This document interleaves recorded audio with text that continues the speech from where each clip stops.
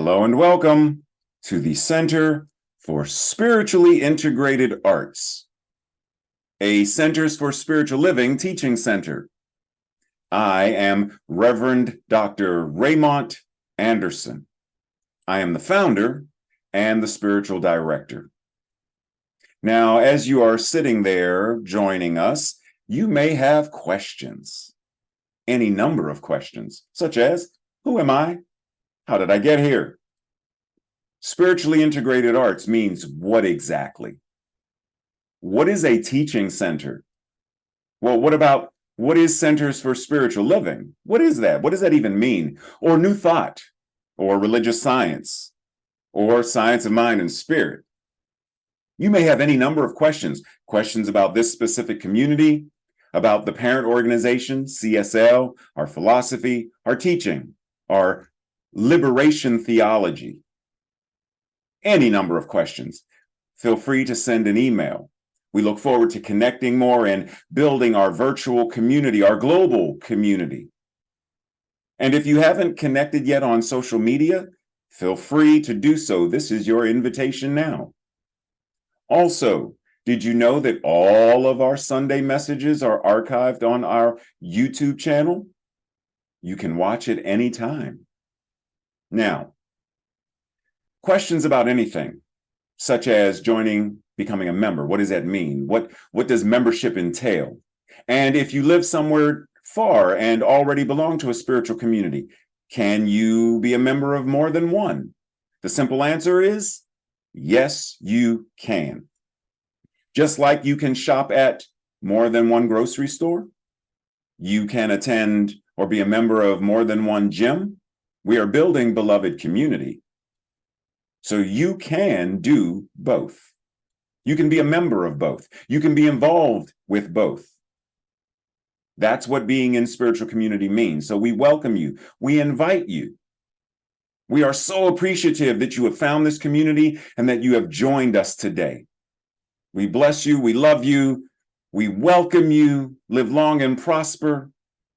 Sit back, relax, and enjoy the rest of our Sunday message. Love you. Connect with you soon. Blessings.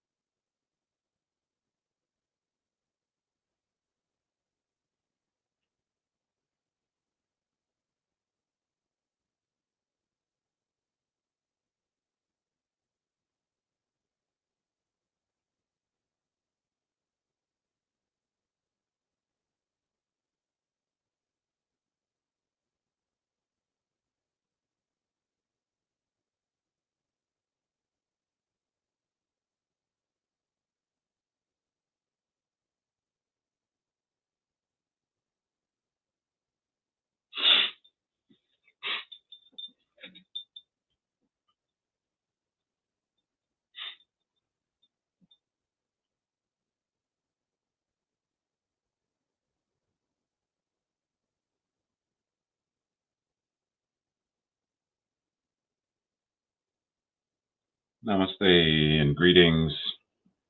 As we close out the month of April, just a quick reminder that there are classes, and if you want more information about the classes, you want to register, etc., send an email just as a reminder. Have some good stuff coming up: storytelling, the art of, or the spiritual practice through the art of acting, the Joel Goldsmith series, yeah, from whence we came. So check in.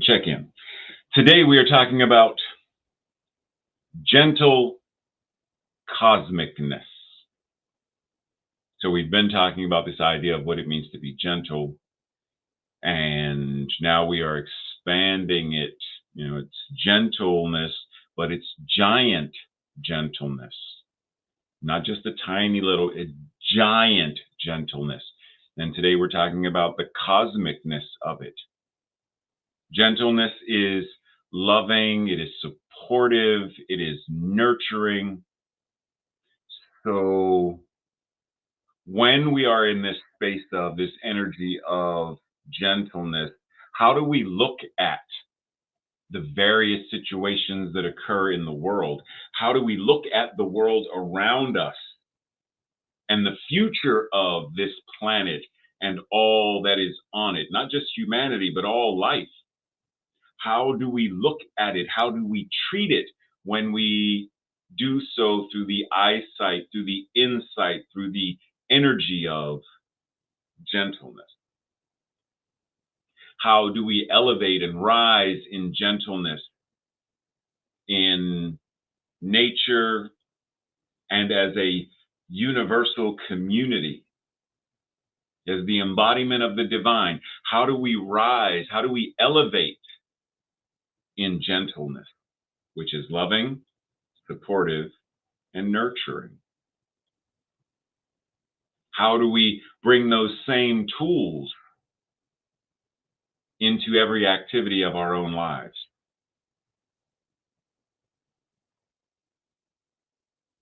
What does it mean for us to be loving moment by moment in our regular everyday lives? What does it mean to be supportive moment by moment in our everyday lives? What does it mean to be nurturing moment by moment in our everyday lives? The tools of this whole idea, the tools of this teaching shouldn't just be relevant or relegated to just this one specific area. Meditation shouldn't just be what you do when you're sitting on your meditation cushion at 6 a.m. or 7 p.m. or meditation should be how you live your life in general, to such a degree that while sitting at a red light, boom, drop in, even for a moment. The light's not going to be there for 30 minutes. It's not going to be red for 30 minutes. It shouldn't be red for 30 minutes. But drop into that moment, that 3 breaths of meditation, mindfulness, not just on the cushion, but in traffic, while standing in line in the grocery store, waiting for the next, for the next, for the next, for the next. No, drop in. The tools should be relevant and applicable throughout our lives. How do we use the principles of science of mind and spirit throughout our lives? How do we celebrate all of the quote unquote wins of life? What does it even mean to celebrate a win? Have you forgiven someone? That's a win. Have you gone to a therapist? That's a win. Have you gone to an AA meeting? That's a win. Have you shown up at a CSL or a Unity somewhere, even if just as a visitor? That's a win. Have you taken a class? That's a win. Did you finish the class? That's a win. Did you treat yourself to breakfast or lunch or something good, delicious today? Then that's a win. There are all kinds of wins. Any moment when we are anchored and steeped in principle and truth and love, it's a win. Breathe. Now, it's important to remember, to realize, to understand that in celebrating and honoring the win, we don't deny, we don't bypass that there are struggles, that there's pain, that there is grief, that there is sadness, that there is anger. We don't deny it, we don't bypass it, but we navigate it. We do what we need to do to navigate it. If you're on a boat and there's a storm, or you're in an airplane and there's a storm, there's turbulence. The pilot or the captain doesn't simply, there is no storm, and keep on going. No, they recognize there is a storm. Now I step into a different way of navigating the air, of navigating the seas, so that the storm, the struggles, the pains, the grief of life does not overtake the boat, does not overtake the airplane, does not overtake my life. How do we navigate through all of this? How do we do it individually? How do we do it collectively in community? How do we do it collectively as the body of humanity? How do we do it emotionally, psychologically, spiritually, socially? How do we do it in all of these ways? Once again, the tools of spirit should be applicable and relevant in all of these areas. So we remember that life is much bigger, in capital L life, as you see on the screen, capital L life. Remember that life, there's only one life, and that life is God, is bigger than what you see on the news, social media trends, various forecasts and predictions while we are doing this work, taking it to the street. Breathe. Cosmic. What does cosmic mean to you? Because once again, today we are referencing gentle cosmic-ness. So when we talk about this, we're talking about this power that is infinite, that is global, that is measureless, without limit, without bound. It is inclusive, it is universal, and what it is, you are. So how do you live this global, right? You are a global power. You are an inclusive power that is incarnating as you. How do you express this in a gentle manner? How do you walk that walk in a gentle manner? One of my favorite Marvel comic book characters is the Silver Surfer. And his main power is that he channels, harnesses, controls all cosmic energy. And yet, he does so with gentleness. Just like, think about Superman, because you may be more familiar with Superman. You know how strong Superman is, right? I mean, you know how strong Superman is. And yet Superman can pick up a telephone without crushing it. Superman can give a hug without suffocating and crushing someone. But he's so strong, he can lift an oil tanker, and he can do this, and he can do that, and he's strong, and yes. But he has a gentle cosmic-ness. He has a gentle use, a gentle embodiment of his power. How do you channel your power in a gentle, loving, supportive, and nurturing way?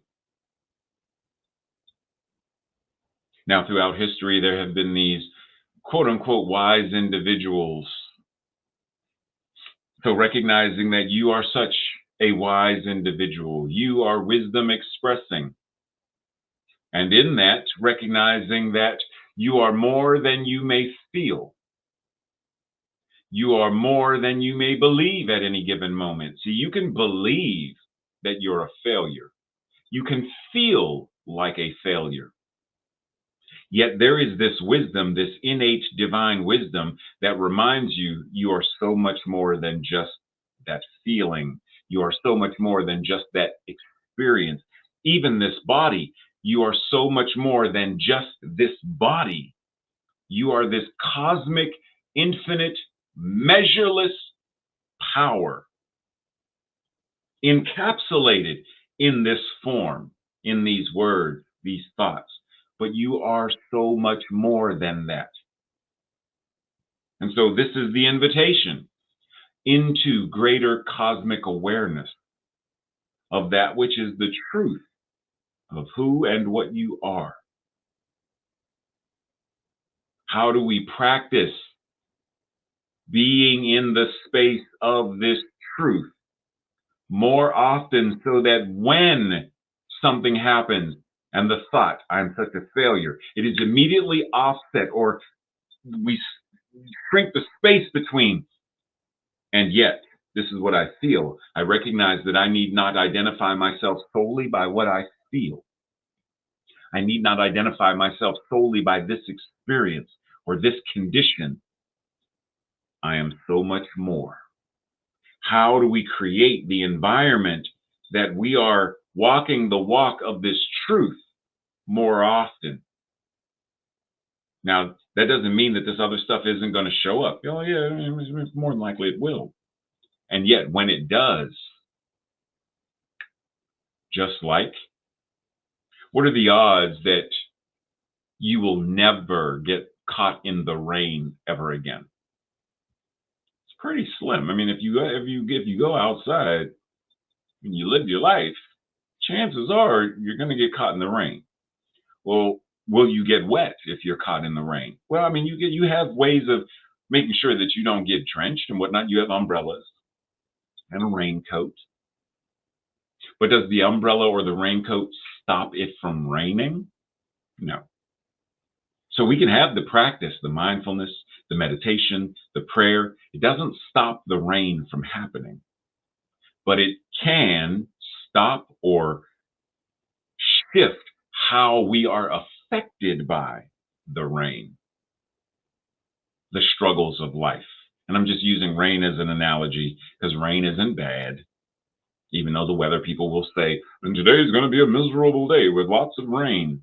That's bless them. But the practice, being aligned with truth, gives us a way of navigating through whatever that is, no matter what it is. Dr. Holmes reminds us, there is something about you and me that is cosmic. It is universal. It stretches over time and space. Let us learn to think better of ourselves. We are not small. We are not insignificant. We are not failures. We are not sinners. We are not broken. We are not any of these things that we have been conditioned to believe that we are. Let us learn to think better of ourselves.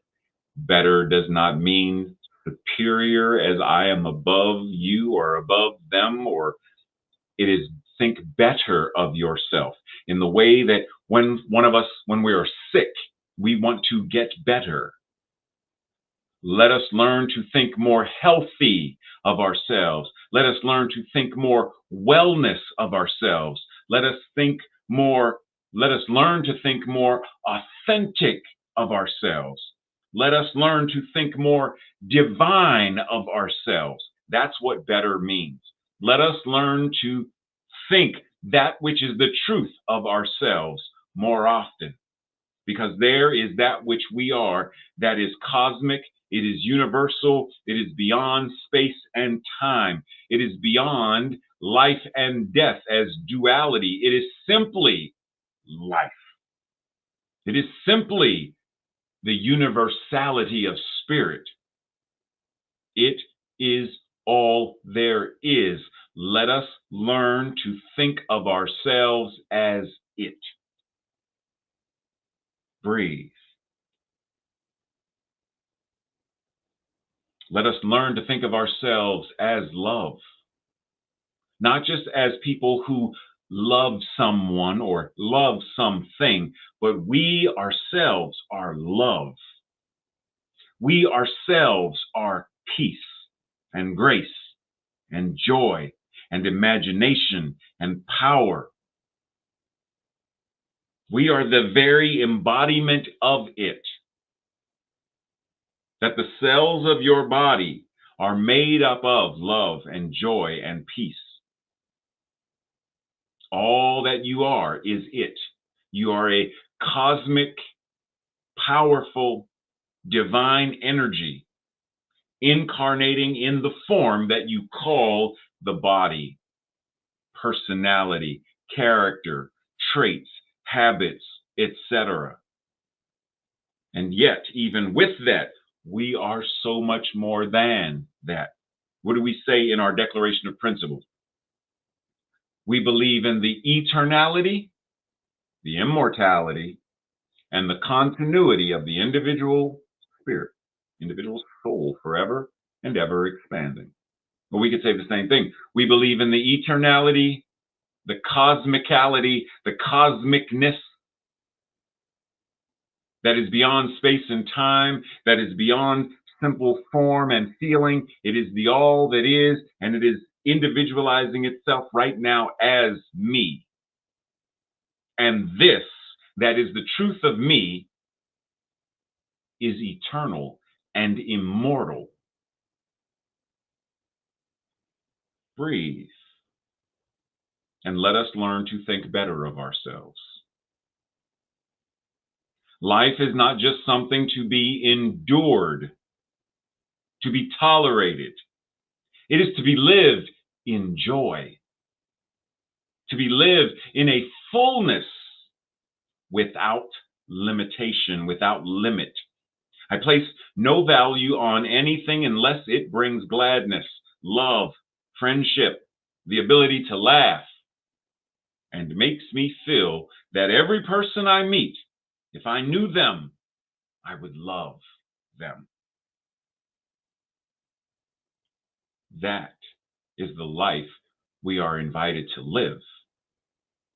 A life that is filled with joy, filled with infinite possibilities and the inevitabilities of love and magic and laughter and all that makes us feel good and nurtured and supported,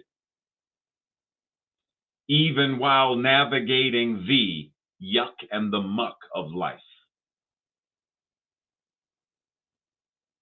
There will continue to be some form of challenge, right? We're not meant to just sit by and be blobs of. There's going to be challenge. Now, when I say challenge, I don't mean things like there's always going to be war. No, I'm not talking about that. I'm not talking about racism and sexism, etc. I'm talking about playing chess is not part of the joy of playing chess, the challenge that comes with having an opponent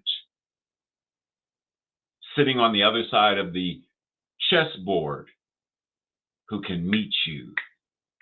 That's a challenge. Working out in the gym, if lifting all the weights were like, "Ooh, this is so easy." Wow. Why are you going there? What's the point? The muscles grow because of the challenge.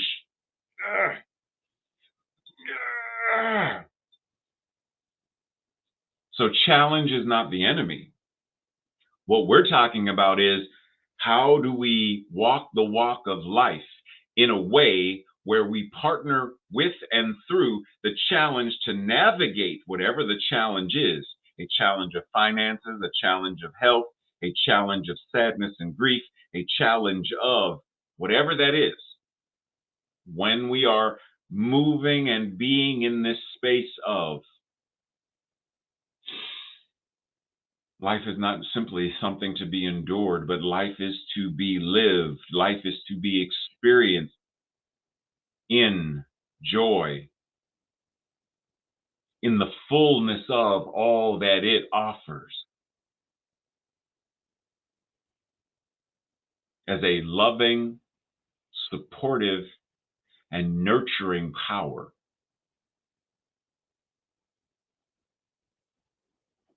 Now, let's say, if I were to ask you, looking at your own life, do you live in joy? Do you live in such a way that you see the other, you see the stranger, you see the opponent through and with the eyes of love and life and joy and oneness, in a way where even if there is dislike, which we said a couple of weeks ago, even if there is dislike, there is still love. Now, someone may be asking, well, why would I like something? So I didn't like the fact that my parents were alcoholics. Didn't like that. I didn't like what the alcohol made them do in terms of how it affected their bodies and their moods, etc. I did not like that. I did not like how, when they were drunk, how they treated me. I did not like how they treated each other. I did not like it. But I learned to forgive and I learned to love in spite of. I learned to separate who they are from what they do. And I don't have to like the behavior. I can still love the person. That's what we're talking about. We're not talking about condoning non-life affirming behavior, atrocious behavior, damaging behavior.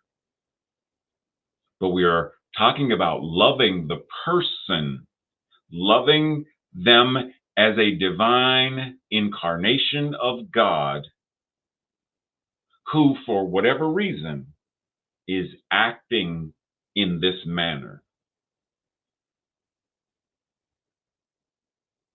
But do I have enough love?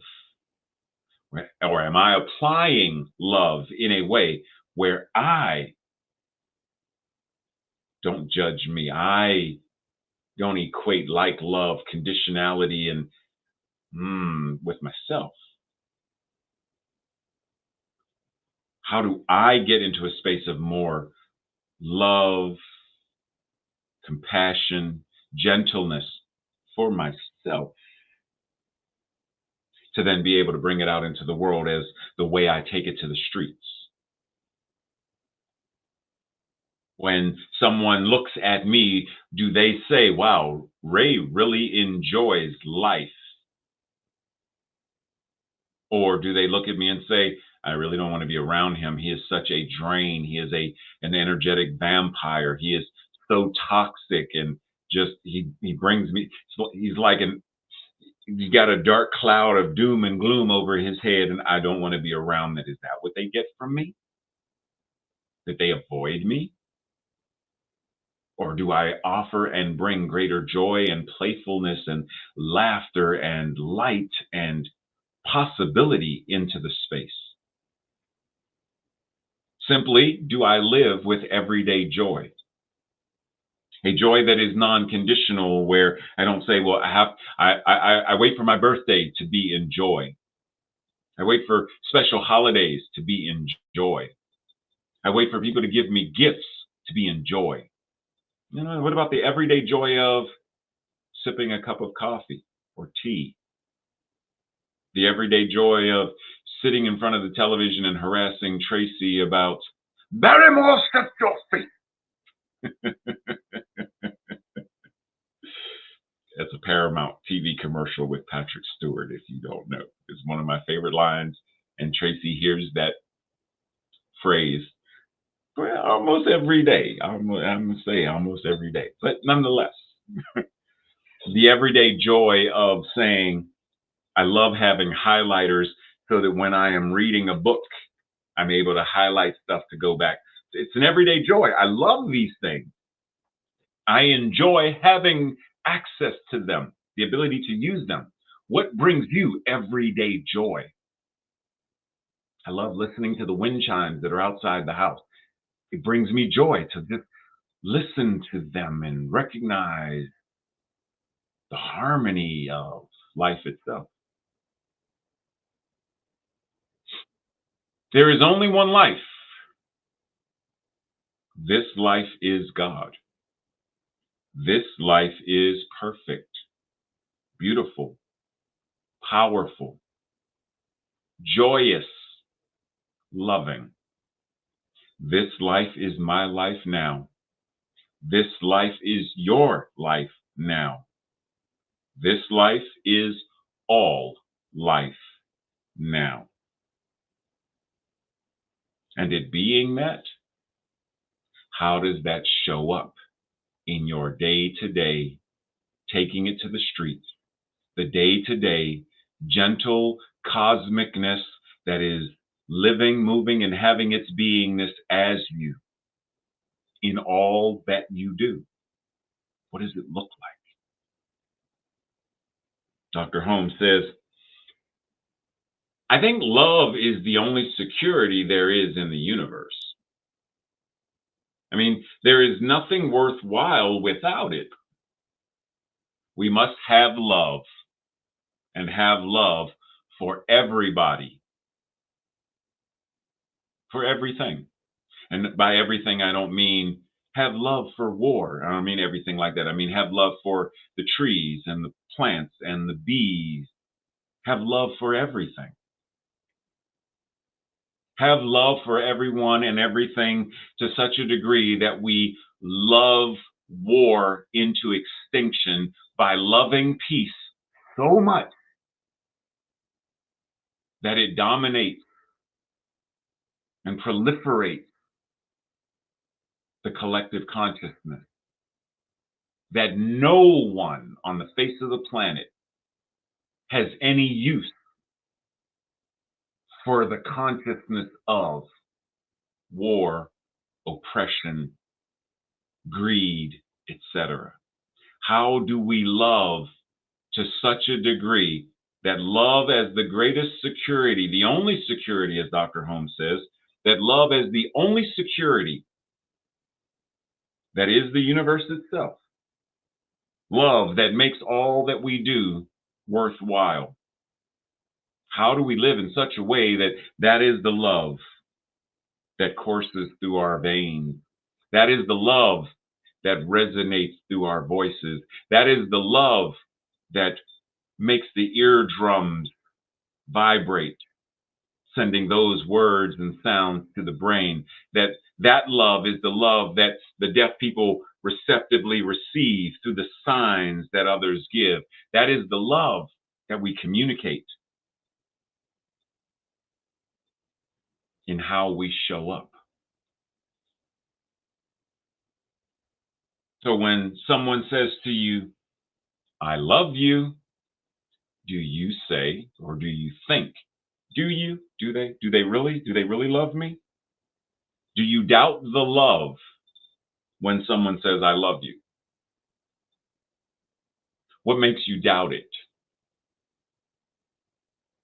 Do you withhold your I love you because there's some level of you that is unwilling to give that to another?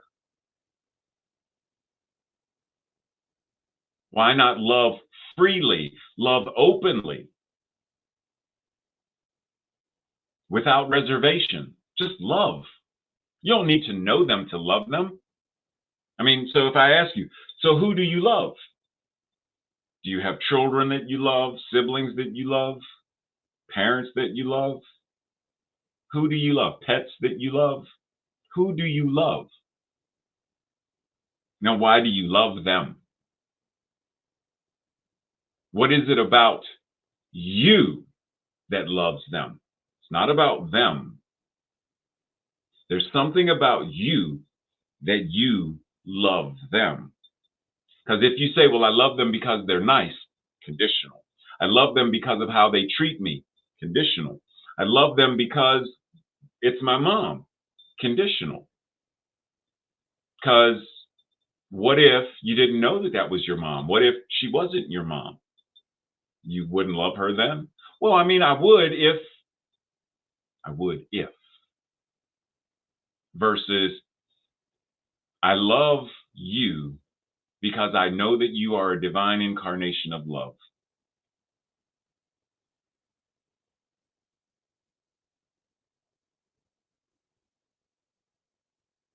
Settle in. Because there are people that love is not always reciprocal. Is there someone that you love that you don't feel that love being given back? And you may say, well, yeah, I can think of a bunch of people that I express love, but I don't receive it back. Okay. Do you have to receive it back in order to still give? Does love have to be, does it have to be reciprocated in that way? If love is all that is,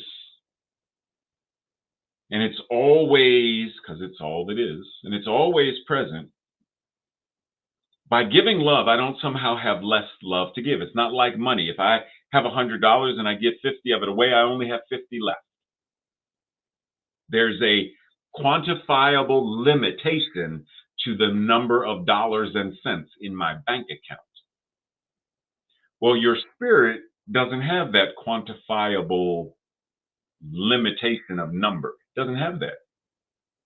And the funny thing is, the more love you give, the more capacity you have to love, because you are stretching the container to be able to encompass and nurture and cultivate and spread more and more and more and more love to such a degree.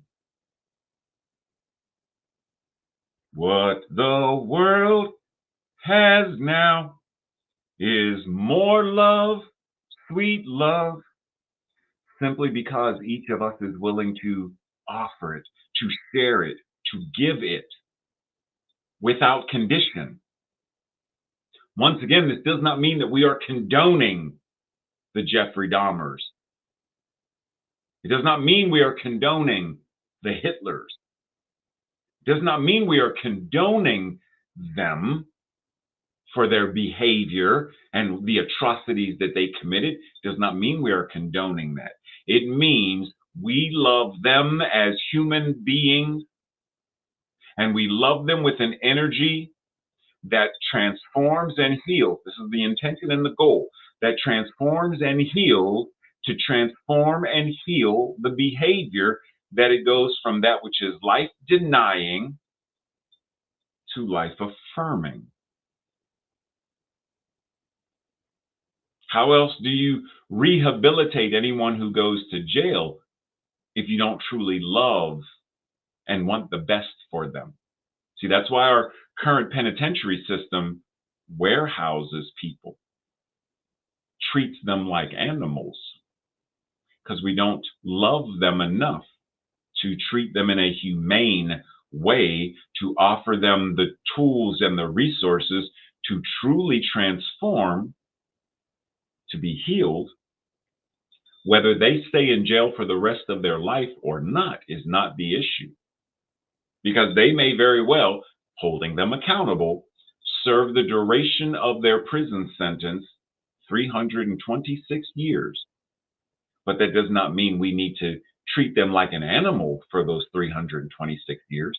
It does not mean we deny them their humanity, that we do not offer them the tools of transformation, that we offer them rehabilitation. It doesn't mean we don't offer that. It doesn't mean we don't provide the structures and the systems for that. Love says that we do precisely that. even with that which we don't like, even with that which is the bad behavior, the unacceptable behavior. Now, it is very uncomfortable to love people to that degree, but life, as Neil Donald Walsh says, life begins at the end of your comfort zone.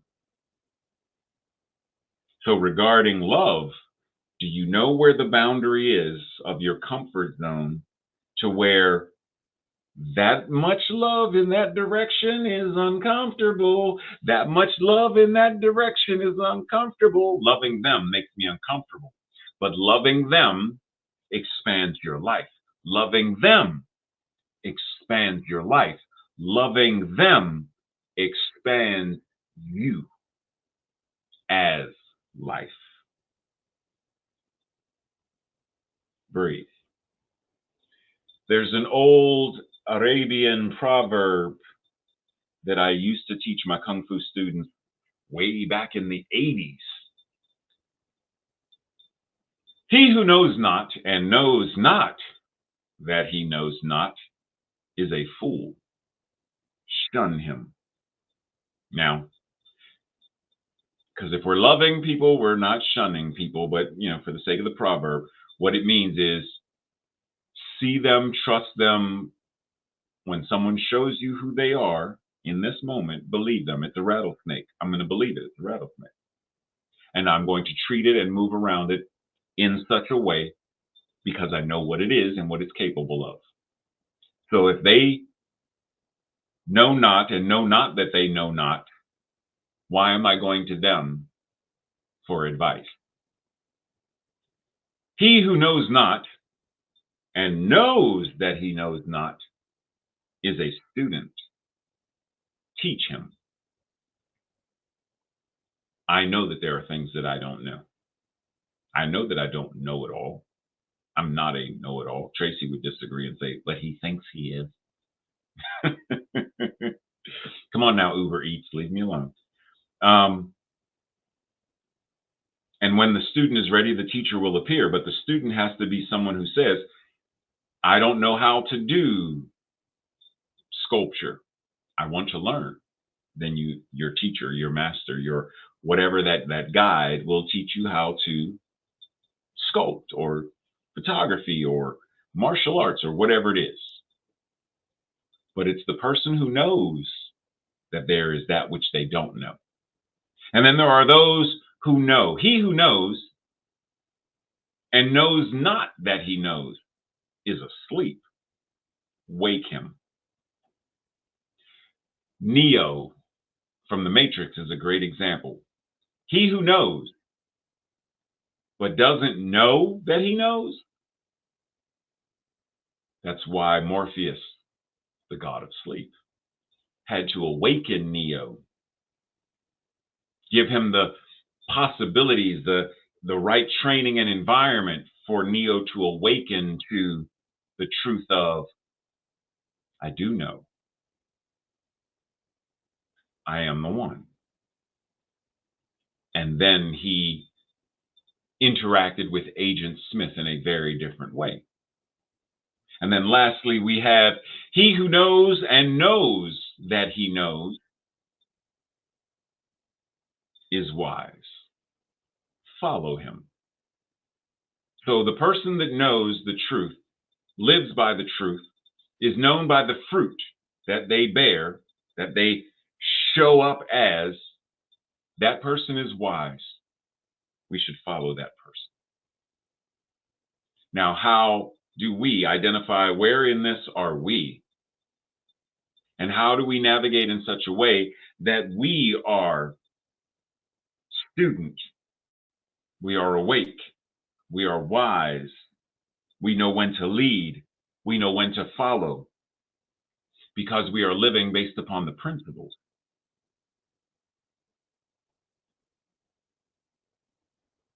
In the film Men in Black, the character Kay said, 1,500 years ago, everybody knew the earth was the center of the universe. And 500 years ago, everybody knew the earth was flat. And yet their knowing was proven to be incorrect.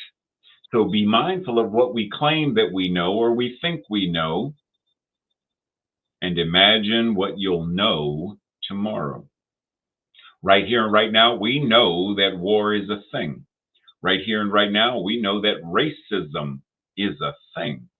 But imagine what it would mean to know peace and peacefulness and gentleness, love that reigns over the entire planet and the collective consciousness. How do we know that for our own selves and our own individual lives to such a degree that that is the energy that now ripples out? So when we pause and we stop to think about our lives and we think about life in general, there is only one life and that life is God. And we pause and we think, let us be a person who is comfortable asking, seeking, and exploring. A person being in the space of the unknown, the I don't know, pause. As we stop to think, don't always think about, I have to know, but think about in the space of.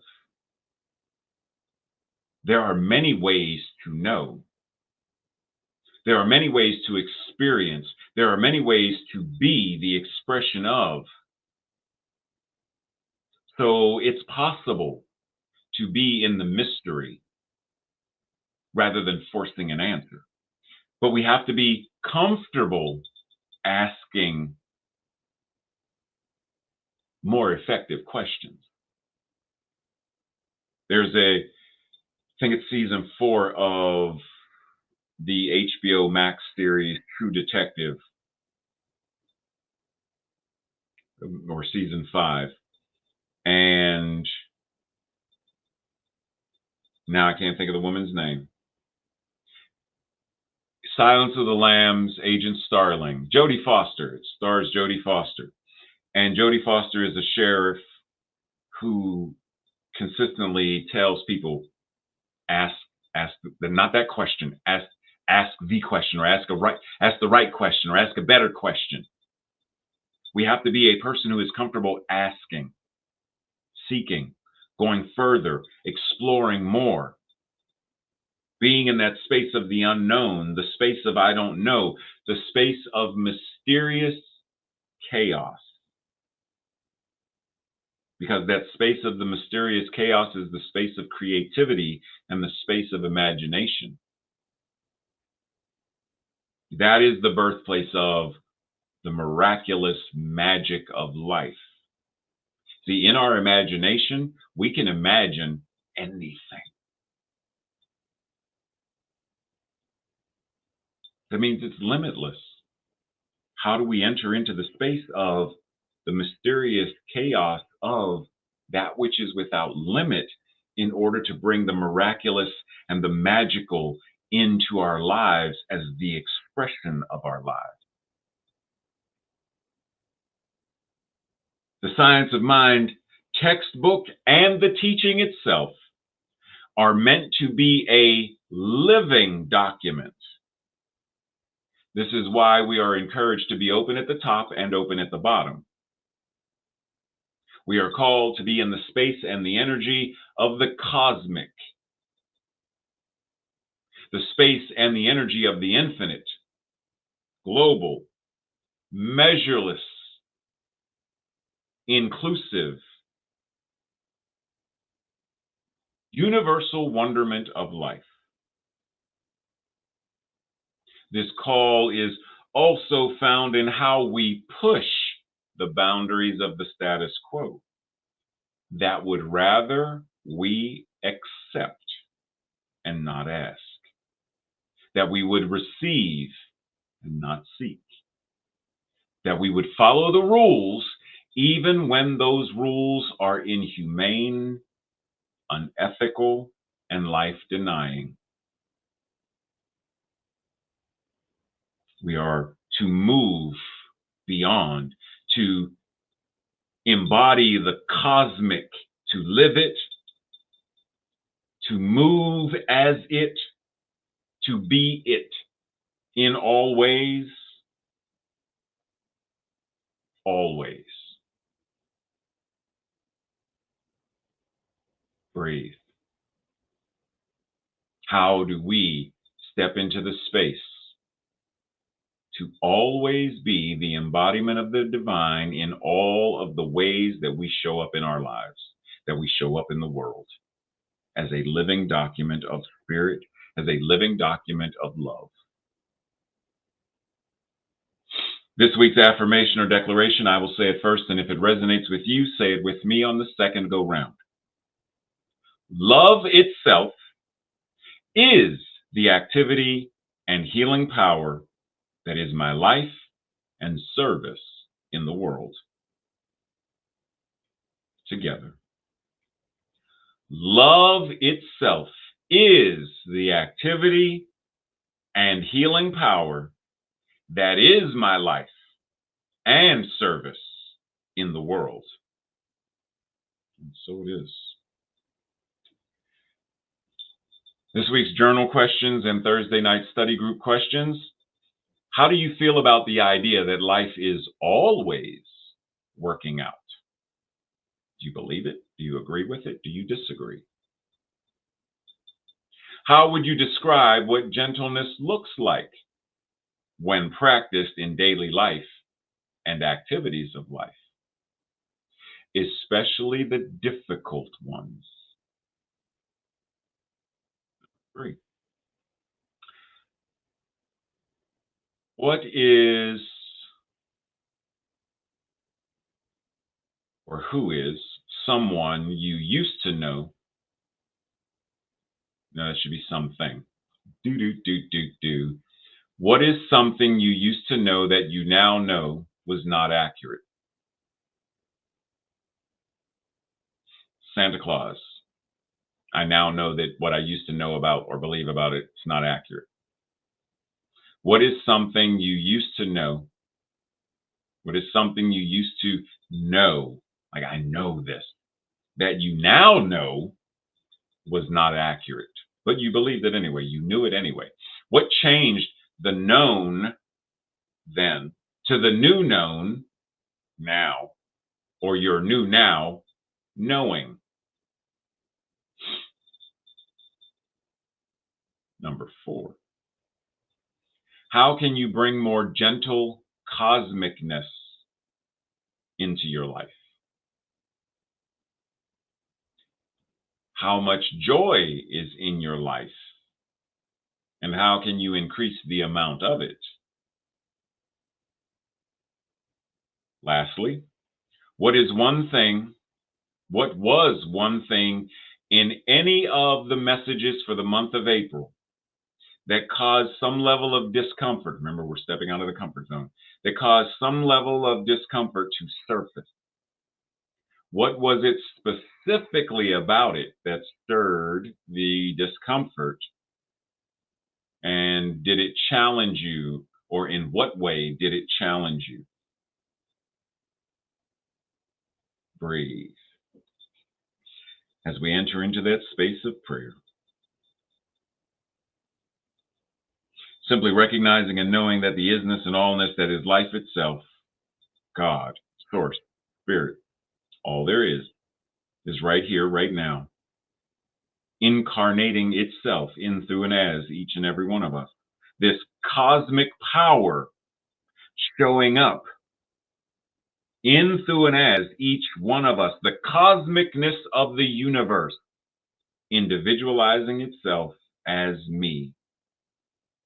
The cosmic-ness that is the universe itself is incarnating itself as me. And I gently bring this cosmic-ness into all areas of my life. And knowing that as I say, I and me and my, I speak this for everyone watching, everyone joining. whether it's live right now or whether it's the recording later. What is true about me is true about we.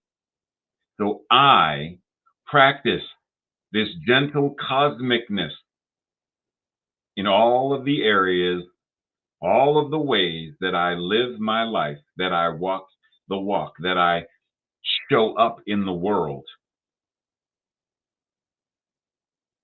Where people would say, wearing their emotions on their sleeve. I wear my cosmic-ness on my face. I wear it on my body.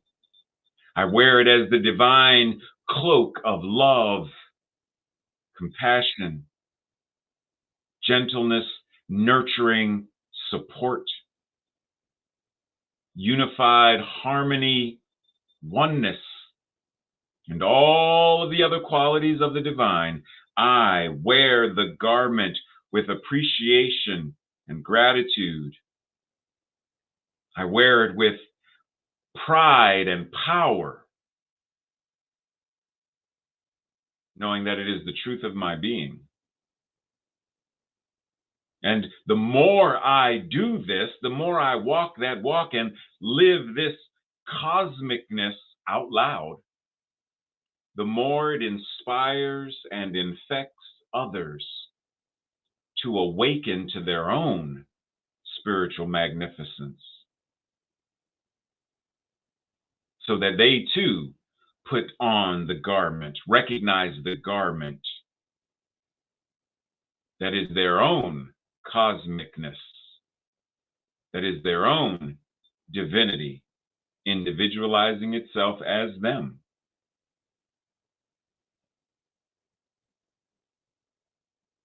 So I breathe gratitude, knowing that the law is already in motion, already said yes, and still saying yes, and that all of creation is moving, shifting, and doing whatever needs to be done in order for this prayer, this word, this message to manifest. There is nothing that can hinder the truth and principle that is God in expression. And so I know that the consciousness of war is already extinct. The consciousness of racism is already extinct. As I live, move, and have my beingness as a transformative, healing power and presence, walking the walk, demonstrating gentle cosmic-ness in all that I am, all that I think, all that I say, all that I feel, and all that I do. It is answered prayer, and it is done. And so it is.